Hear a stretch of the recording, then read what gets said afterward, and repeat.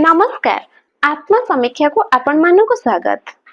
आज आम गोटे इम्पोर्टेंट टॉपिक ऊपर डिस्कशन करिबा। तो जिते बेले आपण माने बहुत एंग्री थिबे किंबा बहुत सैड थिबे किंबा हैप्पी थिबे, तो जिते बेले आमे अधिक सैड हे जानती किंबा आम पई गोटे बहुत बड़ हैप्पी मोमेंट थाए, से समय आमे कोन हो जानती टिके इमोशनल हे जानती। तो ध्यान रखिबे एई समय रे लाइफ रो कोनोसी इम्पोर्टेंट डिसीजन केबे नेबे नाही।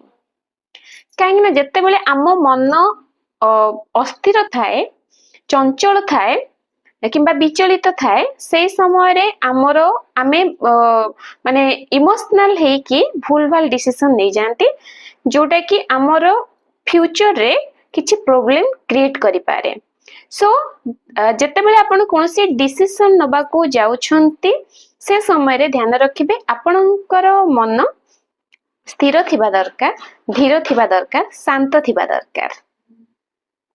तो एटा आपण ए जो डिसीजन टी नेबे आपण स्थिर मन रे, सेटा आपण तार रिजल्ट आपण को गोटे सक्सेस रिजल्ट से दबो।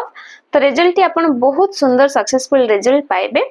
सो ए कथा को ध्यान रखिबे, प्रैक्टिस करिबे। राग समय रे किंबा दुखी थिबा समय रे किंबा अत्यधिक खुशी थिबा समय रे जीवन रो कोनोसी मूल्यवान निष्पत्ति आपण माने नियंतु नाही।